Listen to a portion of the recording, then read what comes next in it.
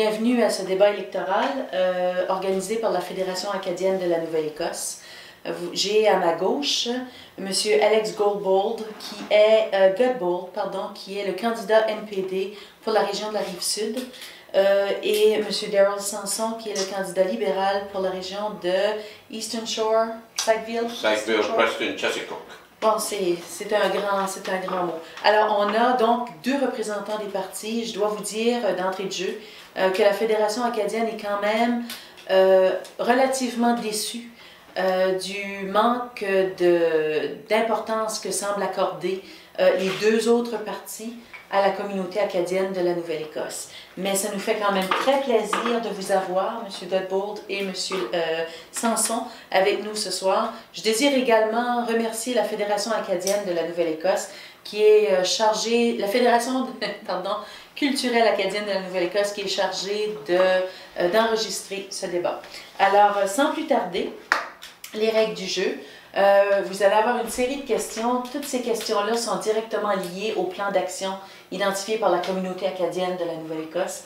Vous avez pris connaissance de ces questions-là. Je suis sûre que vous avez des réponses de préparer. Évidemment, on attend aussi les réponses écrites de votre parti d'ici le 12 octobre pour qu'on puisse publier ça sur la page Facebook. Mais pour l'instant, pour ce soir, donc, il y a des questions et vous avez 2 minutes chacun pour répondre aux questions. On va commencer la première question avec M. Sanson et M. Godbold aura par la suite 2 minutes pour répondre. Et ça alternera comme ça. Alors, donc, pour chaque question, à un moment donné, ce sera le premier candidat qui va répondre, suivi du deuxième candidat, ou le deuxième candidat qui commence, suivi du... En tout cas, bref, les deux. Okay? Alors, voilà. Donc, on est prêt pour commencer. Okay? Je vous remercie encore une fois d'être venu. C'est vraiment très apprécié. Alors, l'enjeu numéro 1, c'est un enjeu sur la démographie. Vous savez que la Nouvelle-Écosse connaît une période de décroissance de la population. Il y a moins de naissances, il y a plus de mortalité et le vieillissement de la population est quand même assez préoccupant.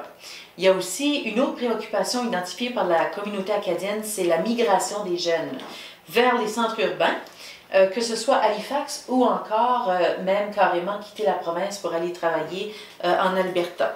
Alors,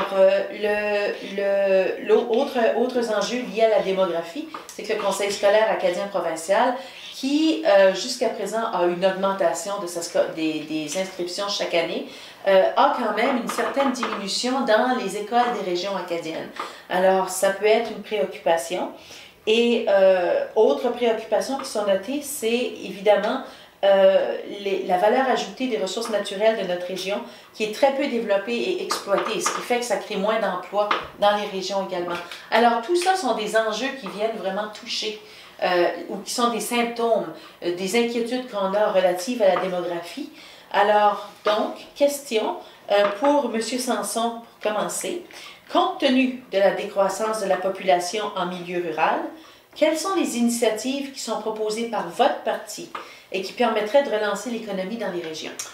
Bien, premièrement, le Parti libéral est très content de vous annoncer, bien sûr, comme vous avez probablement entendu depuis les quelques semaines ou mois presque, que le Parti libéral va investir dans les jeunes et va investir dans l'infrastructure des communautés. Puis ça, c'est essentiel pour assurer que l'économie puisse continuer de se développer. Donc, un investissement de 1,3 milliard de dollars pour des emplois pour les jeunes, et cela représente 13% de plus que les NPD ont promis d'investir dans ce domaine-là, qui est très important pour les libéraux parce que c'est le bon départ des jeunes qu'on veut assurer. En plus de cela, 35 000 postes vont être créés, nouvel emploi, à travers le Canada. Et aussi, on va inciter, encourager, appuyer les entreprises pour embaucher des jeunes entre l'âge de 18 ans à 24 ans. Et puis, ils vont les appuyer de sens que les entreprises n'auront pas à payer, si vous voulez, les cotisations d'assurance emploi pour 1 an pour les élèves, les jeunes qui sont embauchés de 18 ans à 24 ans. Ça, c'est vraiment quelque chose qui va stimuler l'embauche de jeunes, mais aussi permettre à les jeunes de rester dans leur communauté. Et l'investissement infrastructure qui va permettre les communautés d'avoir accès à du développement de sa communauté. Merci. Bien. Merci, M. Sanson.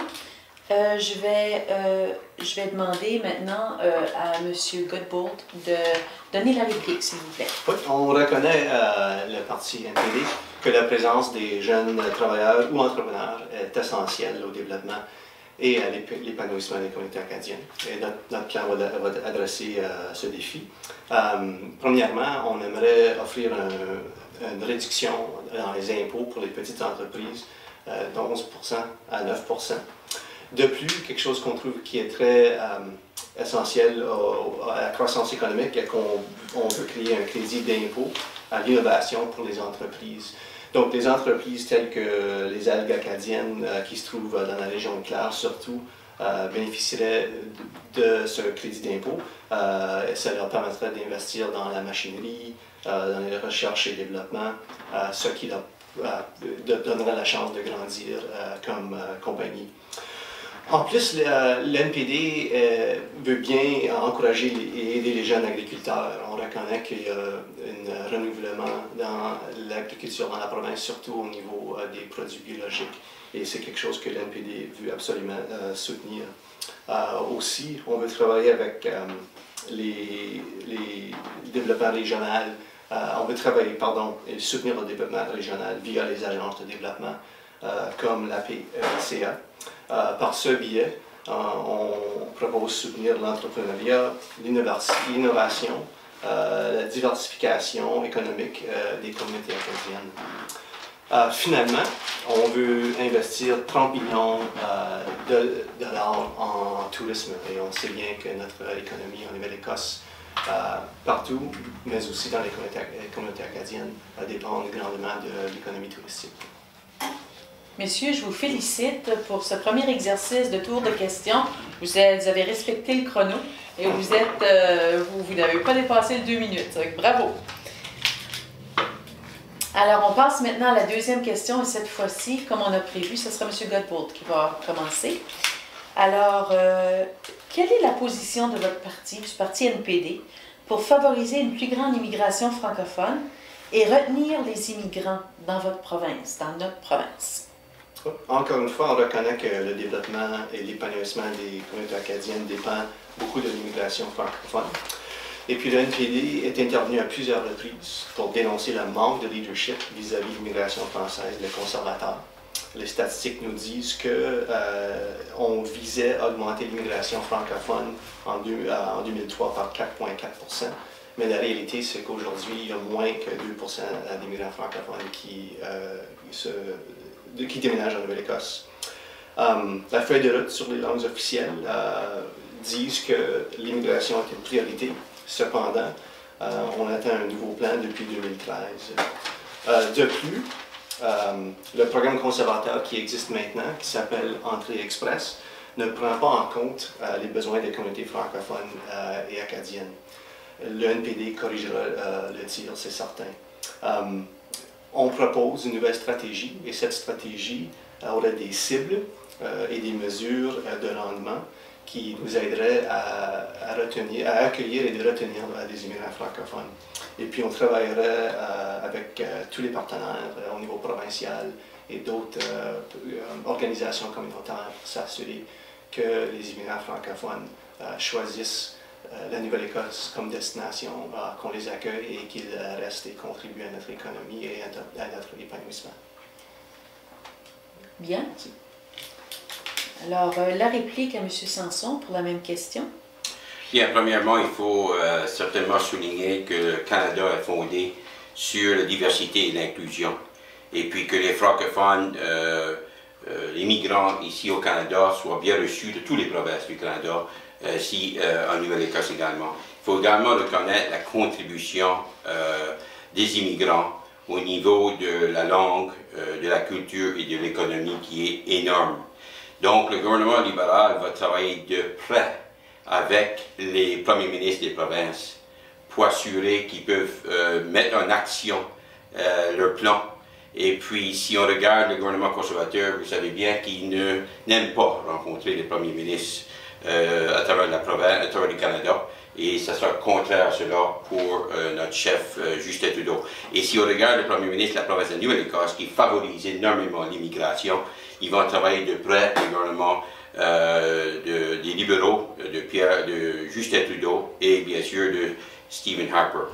Et aussi, on a une ministre très efficace, Mme Diab, pour les libéraux ici en Nouvelle-Écosse, qu'on va travailler de près avec elle également.